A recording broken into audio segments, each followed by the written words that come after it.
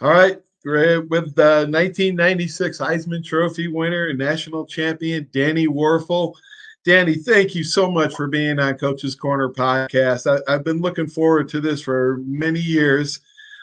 Before we talk Heisman and Desire Street Ministries, let's go back to your youth and talk about mom and dad and your siblings. Yeah, well, I think as I grow older, I grow more grateful for my family of origin.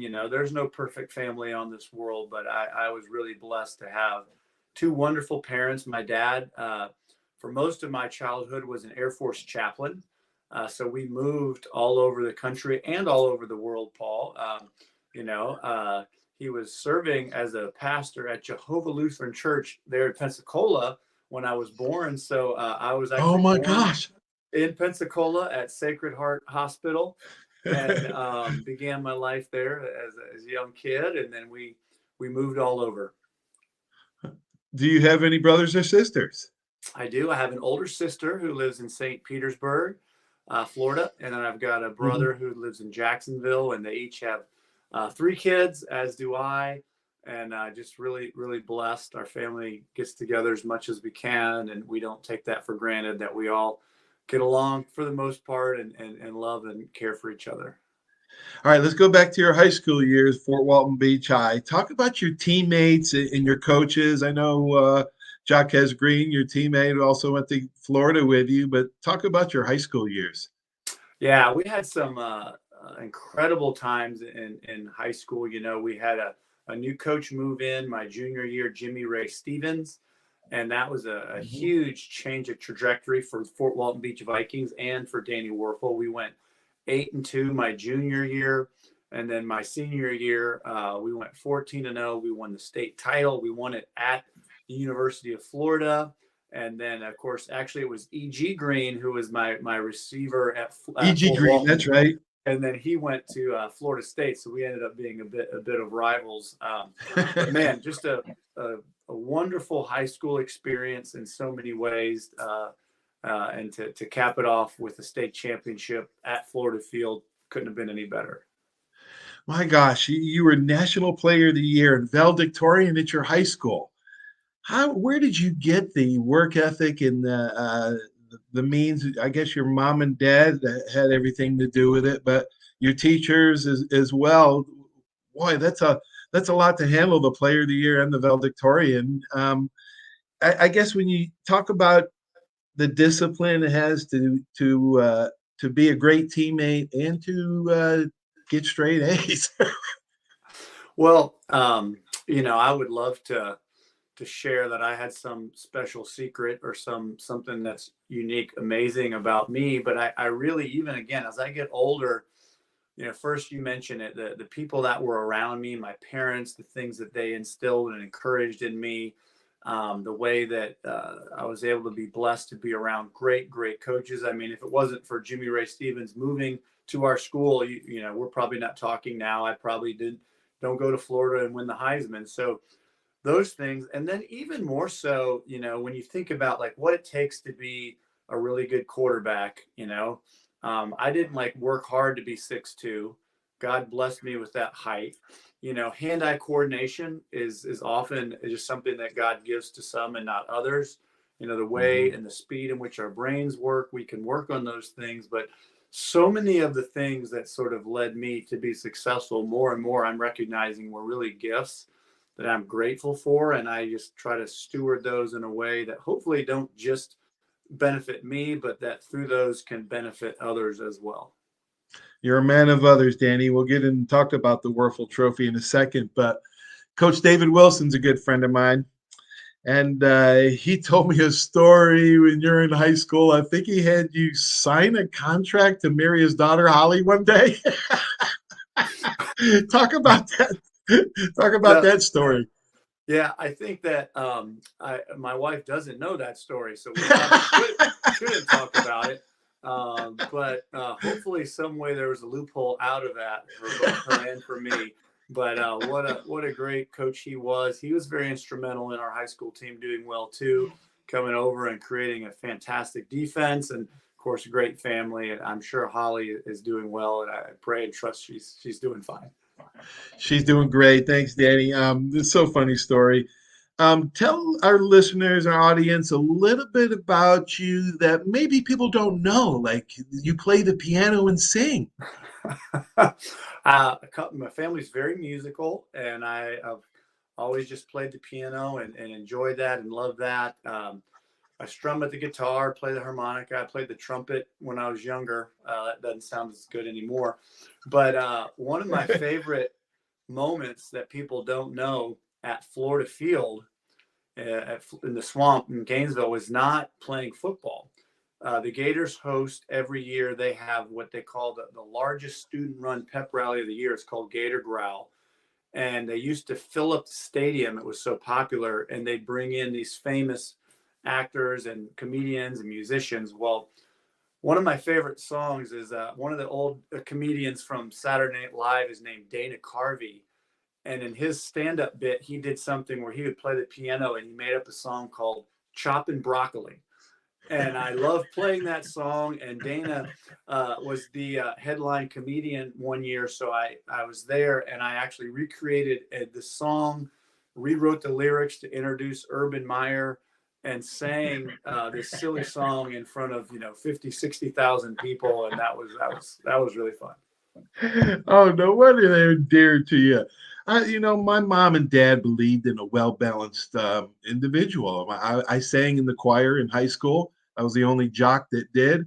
But all my brothers were singers or musicians as well. And it was important to my parents that the person was well-balanced as well. And it sounds like your family is the same way. Yeah.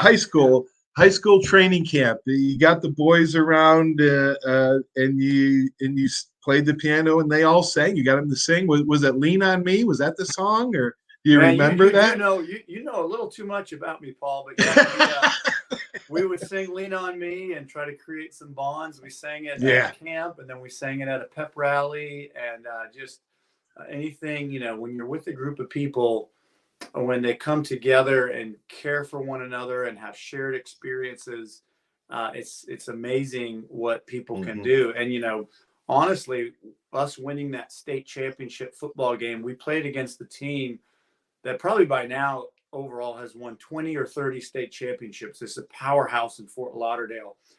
And man for man, they were better than us without question. But we had some Hmm. special sauce that I think part of it was the bonds that we created that helped us win that game. Absolutely, I couldn't agree more.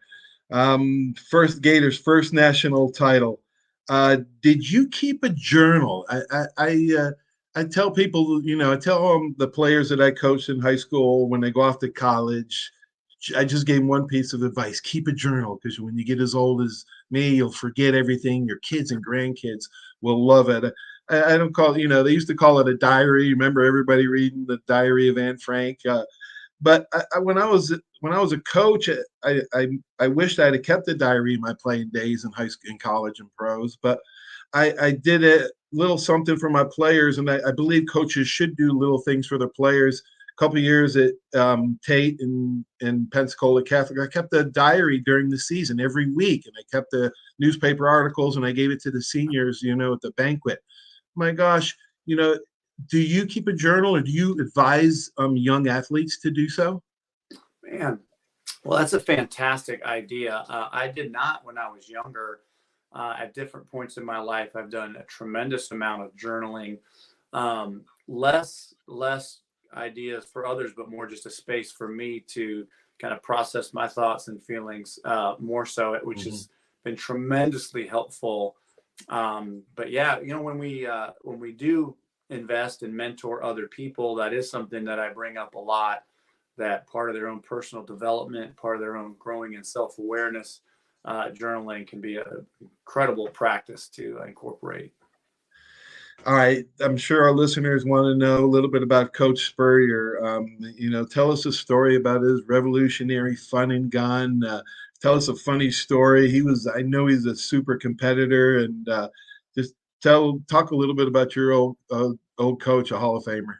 Yeah, well, I just saw him a few days ago. He had a road named after him in Gainesville near his restaurant, and we had a wonderful evening together. And playing for him, certainly affected the trajectory of my life. I'm certain I don't win a Heisman Trophy winner were I not playing for him as my coach and the Mhm. way that worked. One fun story that I'll never forget was very early in my career. I think I was a freshman and I threw an interception, but I really, at least in my opinion, felt like the receiver ran the wrong route. So I felt like it wasn't my fault, but you always had to worry because somebody was going to get in trouble.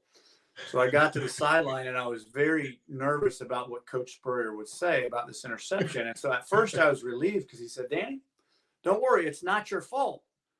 So I felt good. And then he said, it's my own fault for putting you in the game. You're out.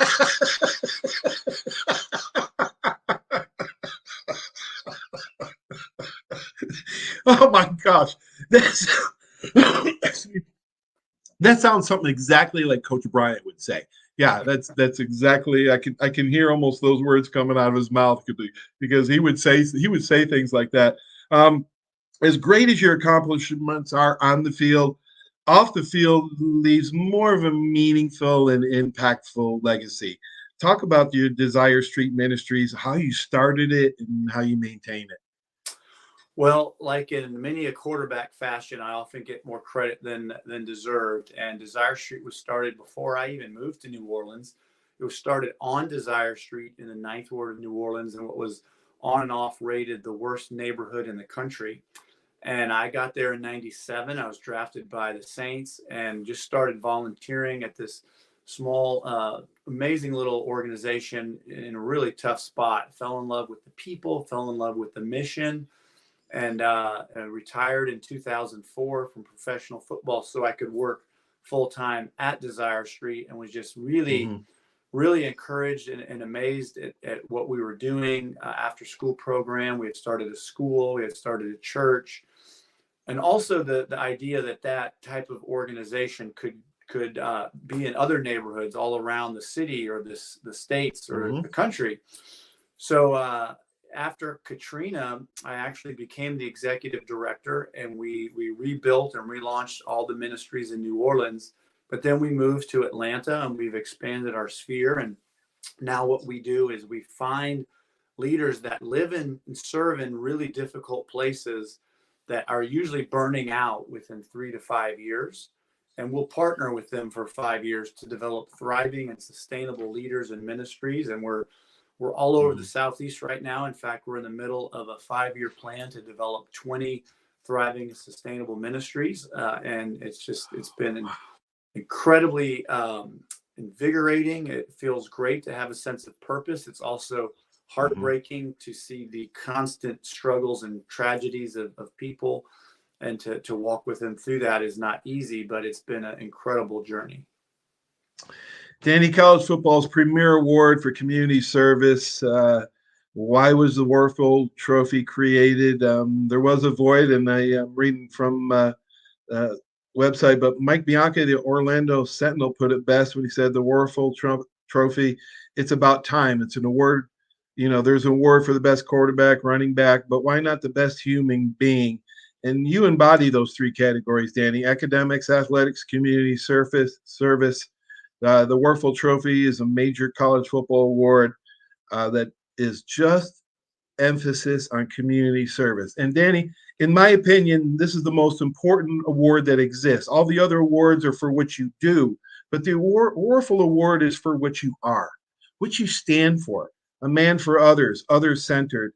How did you get this ability for empathy? Yeah, I mean, it was really interesting. Years ago, a group from Fort Walton, the All Sports Association, presented the idea of another college football award, and my first reaction was, the last thing the world needs is another college football award. But they're like, no, this is different. This is about community service. And so I really took that to heart. And actually, it was the former director of the Heisman Trophy, Rudy Riska, who really convinced me and said, Danny, the world needs a trophy like this. And if you get behind it, it could really inspire a lot of people. And, my overarching kind of mission.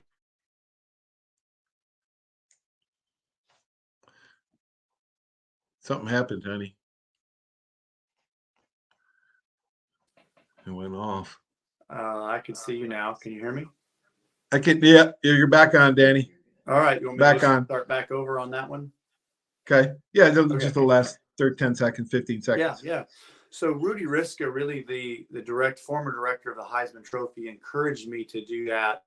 And so it's been almost 20 years now. We started this award. We've got so many amazing young men that have won, but even more encouraging to me is each year we have about 100 nominees that are getting honored by being a nominee in the semifinals and the Hmm. finalists. And, you know, we live in a world where for you to, as a college athlete, to be in the news, you either are like the best player on the best team or you did something really bad. And Hmm. so this is a way to shine the spotlight on people that are doing great work.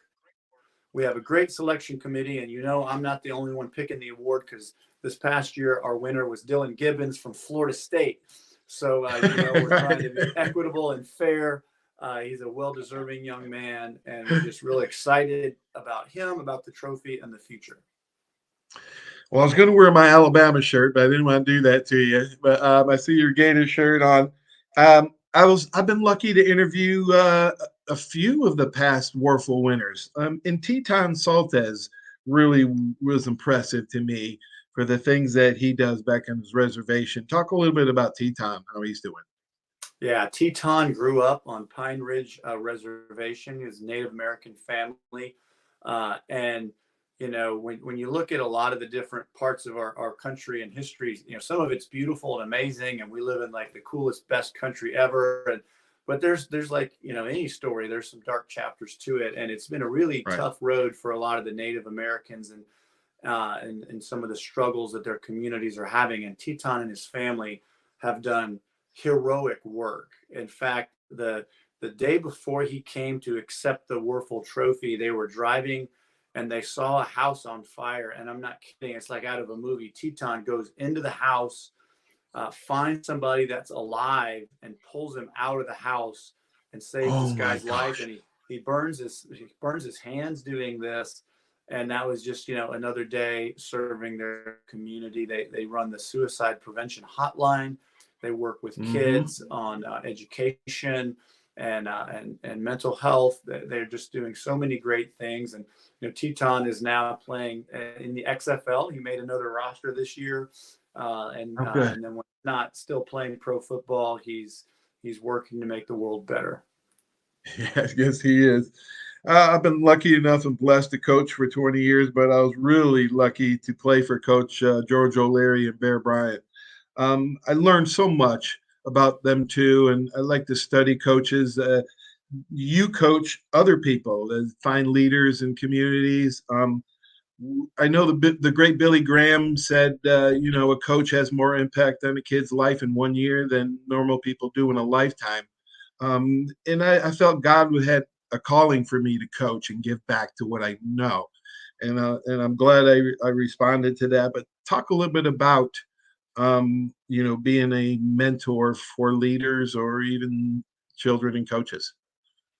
Well, again, we talked a lot about my story, and at every step of the road, I was blessed to have people that weren't so self-absorbed in their thing to not pay attention to me or invest in me.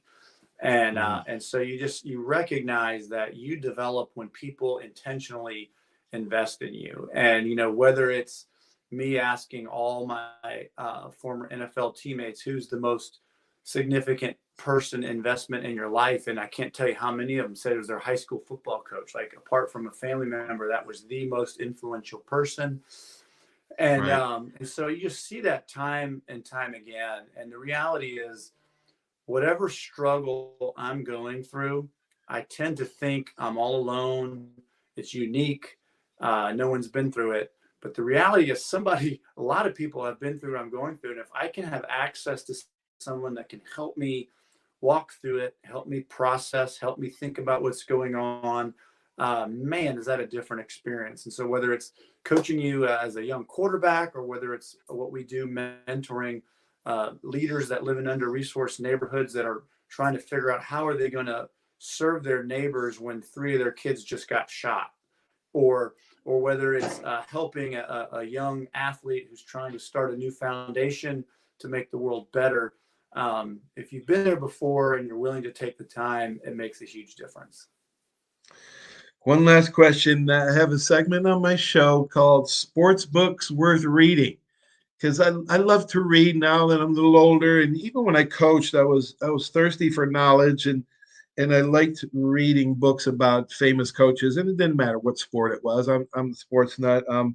Bobby Bowden's The Wisdom of Faith is a really good book, especially the chapter on patience. I have to review that once in a while. But Inside Out Coaching by Joe Ehrman is another wonderful other centered book. Do you have a book, sports book that's worth reading on that you've read or that you've heard of or Well, I'm glad you mentioned Joe Ehrman. I think he's done some incredible work. And there was a book written sort of about him called Season of Life that I thought was a very, yes, very powerful book to read. I think great book. that's a great book. It is. And Sam Acho, a former Wuerffel Trophy winner, is releasing his second book now. So he's written two, and is just a dynamic young leader in the world, and just doing some great work as well. So Yeah. those are a couple that come to mind. Oh, good. Great. Danny, thank you so much for being on Coach's Corner. It's been such a pleasure. It's been a while. I know you're a busy man, but thank you for taking the time to be on my little show. Thank you so much. Paul, you're God doing bless you. great work. Thanks for all the people you've invested in over all the years. Thank you for the stories you're telling now. It makes a difference. God bless you, my friend. Thank you, Danny. Thank you so much. All right. Let's see. End recording. All right. Danny's out. Danny. All right. End recording. What do I do now? I've hit this already. Hit it again? No. Just X out of it? You're done? Wait a No, minute. no, Wait a no, minute. Okay. I'll let you take over. You ended recording. Maybe I hit it twice. I think you did. Oh, there.